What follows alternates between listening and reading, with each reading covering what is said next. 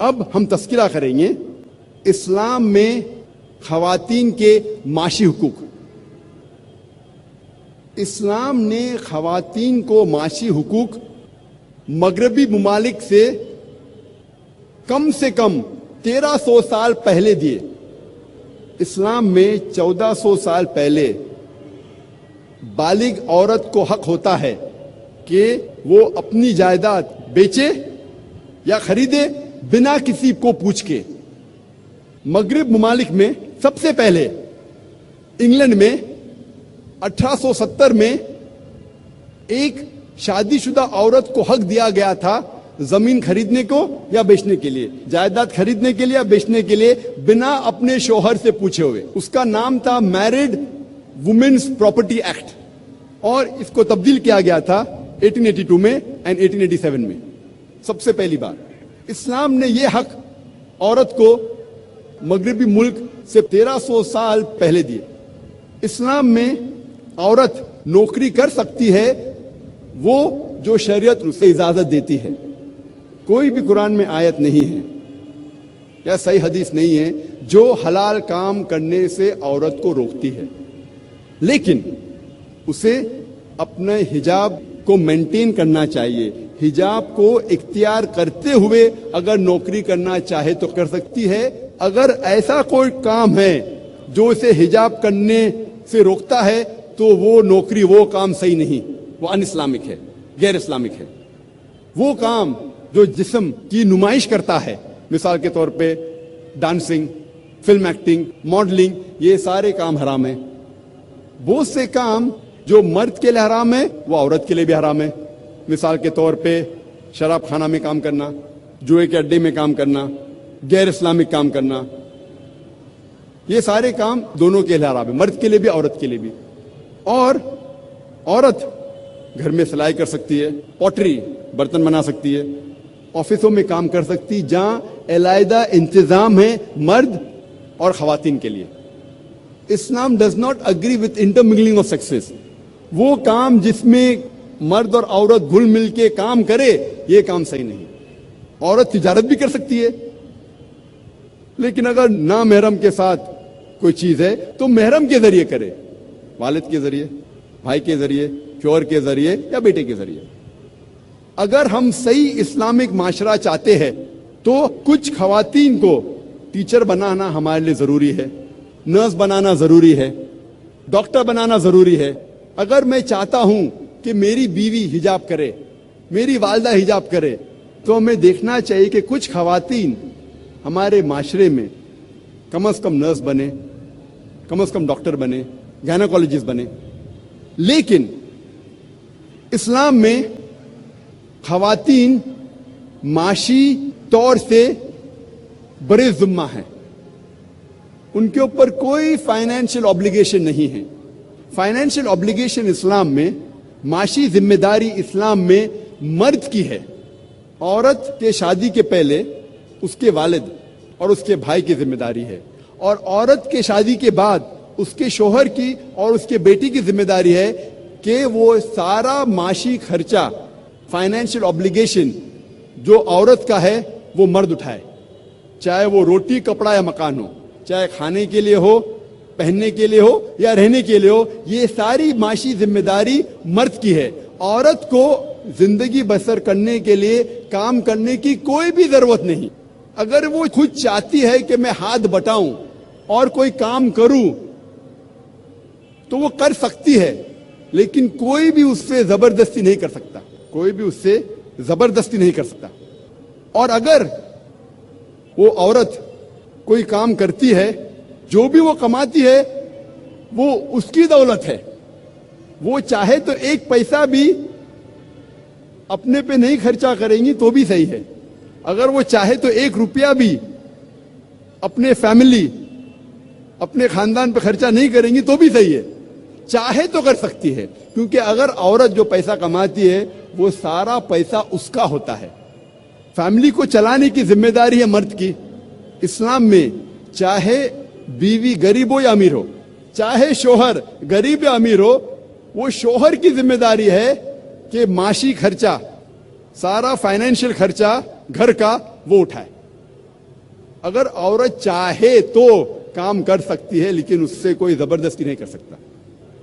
اسلام میں عورت معاشی طریقے سے بری ذمے ہے، اور عورت کے معاشی اگر آپ دیکھیں گے حقوق وہ کئی ہے الحمدللہ۔ جب شادی ہوتی ہے، شادی کے وقت، نکاح کے وقت الحمدللہ عورت کو مہر دیا جاتا ہے، اس کا فائدہ ہوتا ہے۔ اللہ تعالیٰ فرماتے ہیں سورہ نساء میں، سورہ نمبر 4 آیت نمبر 4 میں کہ آپ عورت کو شادی میں نکاح کے وقت ایک تحفہ دو۔ مہر نکاح کے لیے فرض ہے، مہر کے بنا نکاح ہو ہی نہیں سکتا، اور عورت از آن دا ریسیونگ اینڈ، اسے فائدہ ہے۔ لیکن ہمارے اس ملک کے معاشرے میں، ہندوستانی تہذیب میں الٹا ہے۔ ہندوستانی تہذیب میں شادی کے وقت عورت مرد کو دہیج دیتی ہے، عورت مرد کو ڈاوری دیتی ہے، اور یہ بہت عام ہے۔ افسوس کی بات ہے کہ کئی مسلمان بھی اس ہندوستانی تہذیب کو اختیار کرتے ہیں۔ مرد نکاح کے ٹائم پہ عورت کو مہر دیتا ہے، لیکن ہمارے معاشرے میں، ہندوستانی معاشرے میں الٹا ہے۔ ڈاوری عورت مرد کو دیتی ہے، اور اس کے معیار کے حساب سے، اگر وہ گریجویٹ ہے تو 1 لاکھ روپیہ ڈاوری دہیج، اگر انجینئر ہے تو 5 لاکھ روپیہ، اگر ڈاکٹر ہے تو 10 لاکھ روپیہ، 1 ملین روپیز، جیسے بھیڑ بکریوں کو بیچا جاتا ہے منڈی میں۔ اسلام میں عورت سے دہیج یا ڈاوری ڈائریکٹلی یا انڈائریکٹلی مانگنا حرام ہے۔ اگر آپ انڈیکیشن بھی دیتے ہیں دھکے چھپے انداز میں، اگر لڑکے والے لڑکی والوں سے کہتے ہیں کہ میرے بیٹے کو 4 بیڈ روم فلیٹ میں رہنے کی عادت ہے، اس کا مطلب 4 بیڈ روم کا فلیٹ ڈاوری میں دو، دہیج میں دو، یہ حرام ہے۔ یا کوئی کہے کہ میرے بیٹے کو مرسیڈیز کار میں گھومنے کی عادت ہے، یعنی انڈائریکٹلی دھکے چھپے انداز میں آپ کہہ رہے کہ مجھے مرسیڈیز کار چاہیے دہیج میں۔ ڈائریکٹلی انڈائریکٹلی دہیج عورت سے مانگنا اسلام میں حرام ہے۔ اگر خوشی سے لڑکی والے کچھ تحفہ دیتے تو آپ لے سکتے، لیکن مانگنا زبردستی یا انڈائریکٹلی مانگنا اسلام میں حرام ہے۔ معاشی طور پہ الحمدللہ ثم الحمدللہ خواتین بری ذمے ہیں، اور اسلام میں اگر ڈیورس ہوتا ہے، طلاق ہوتا ہے، یا شوہر مر جاتا ہے، عورت ودوا ہو جاتی ہے، اسے عدت کے دوران اس کی ساری فائنینشیل لائبلٹیز، جو خرچہ ہوتا ہے، معاشی خرچہ جو ہوتا ہے عدت کے دوران، اس کی ذمہ داری ہے آدمی کی۔ اگر وہ زندہ ہے طلاق کے دوران وہ سارا خرچہ اٹھانا چاہیے۔ اگر اس کا انتقال ہو گیا تو اس کی دولت میں سے وہ عدت کے دوران سارا خرچہ مرد کے دولت میں سے عورت کا خیال رکھا جاتا ہے۔ اور اگر وہ پیٹ سے ہے، حمل سے ہے، تو جب تک بچہ پیدا ہوتا ہے اس ٹائم تک سارا خرچہ آدمی کو اٹھانا چاہیے۔ اور اگر بچہ پیدا ہوتا ہے اور بچہ ہے تو جب تک بچہ بالغ ہوتا ہے اس کا خرچہ اٹھانا چاہیے مرد کو۔ یہ ہے اسلام میں خواتین کے حقوق۔ اور اگر کوئی شخص کا انتقال ہوتا ہے تو اس کے انہیریٹنس میں الحمدللہ عورت کا بھی حصہ ہے۔ میراث کے اندر اگر کس کا انتقال ہوتا ہے تو جائیداد میں حصہ مرد کے علاوہ عورت کا بھی ہے۔ یہ تھا مختصر سے خواتین کے معاشی حقوق اسلام میں۔ ابھی ہم تذکرہ کریں گے اسلام میں خواتین کے معاشرتی حقوق۔ میں نے معاشرتی حقوق کو 4 حصوں میں بانٹا ہے: بیٹی کے حقوق، بیوی کے حقوق، والدہ کے حقوق، ماں کے حقوق، اور بہن کے حقوق۔ پہلے ہم تذکرہ کریں گے اسلام میں معاشرتی حقوق بیٹی کے۔ اللہ تعالیٰ فرماتے ہیں سورہ تکویر میں، سورہ نمبر 81 آیت نمبر 8 اور 9 میں، جب وہ زندہ گڑی ہوئی لڑکیوں سے پوچھا جائے گا کہ کس جرم کے لیے تمہیں قتل کیا گیا تھا، اللہ تعالیٰ فرماتے جب وہ زندہ گڑی ہوئی لڑکیوں سے پوچھا جائے گا کہ کس جرم کے لیے تمہیں قتل کیا گیا تھا، اس کے معنی لڑکیوں کا قتل کرنا اسلام میں حرام ہے. نہ ہی صرف لڑکیوں کا قتل کرنا حرام ہے، دونوں لڑکے اور لڑکیوں کو قتل کرنا حرام ہے. اللہ تعالیٰ فرماتے سورہ انعام میں سورہ نمبر 6 آیت نمبر 151 میں، اور سورہ اسراء سورہ نمبر 17 آیت نمبر 31 میں کہ آپ اپنے بچوں کا قتل مت کرو غربت کے خوف سے. اللہ تعالیٰ آپ کو اور آپ کے بچوں کو رزق دے گا. غربت کے خوف سے آپ اپنے بچوں کا قتل مت کرو، اللہ تعالیٰ آپ کو اور آپ کے بچوں کو رزق دے گا. یہ کہا گیا ہے سورہ انعام میں سورہ نمبر 6 آیت نمبر 151 میں. اور اللہ تعالیٰ پھر سے فرماتے ہیں سورہ اسراء میں سورہ نمبر 17 آیت نمبر 31 میں کہ آپ بچوں کا قتل مت کرو، اللہ تعالیٰ آپ کے بچوں اور آپ کو رزق دے گا. بچوں کا قتل کرنا سنگین جرم ہے. اسلام میں نہ ہی صرف بچوں کا قتل کرنا جرم ہے، خصوصاً لڑکیوں کا، لیکن جب آپ کو پتہ لگتا ہے کہ کوئی لڑکی پیدا ہوئی اور آپ افسوس کرتے ہیں، اسلام میں اس کی ممانعت ہے. اگر آپ افسوس کرتے ہیں کہ آپ کے گھر میں کوئی لڑکی پیدا ہوئی، یہ بھی اسلام میں غلط ہے.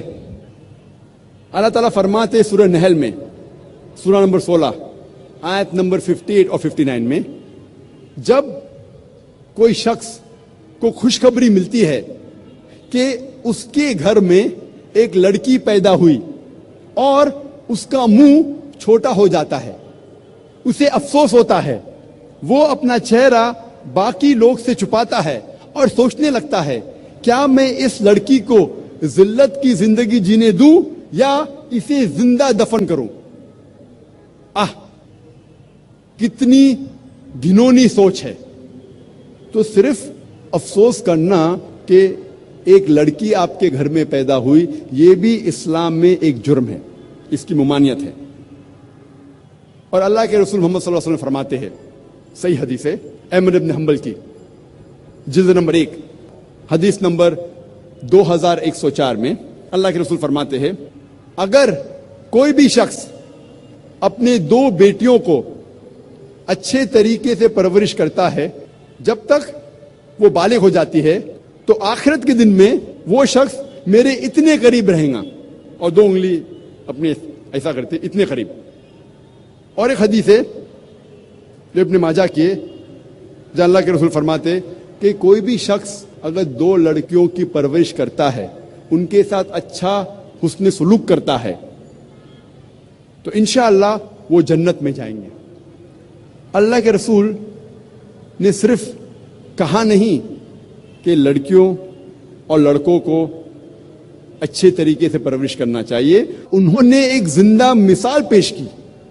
ایک وقت جب ایک شخص اپنے بیٹے کو چومتا ہے اور اپنی مانڈی پہ رکھتا ہے، لیکن اپنی بیٹی کے ساتھ وہ نہیں کرتا، تو اللہ کے رسول فرماتے ہیں کہ اس آدمی نے ناانصافی کی، اسے اپنے بیٹی کو بھی چومنا چاہیے اور اپنے دوسرے مانڈی پہ بٹھانا چاہیے.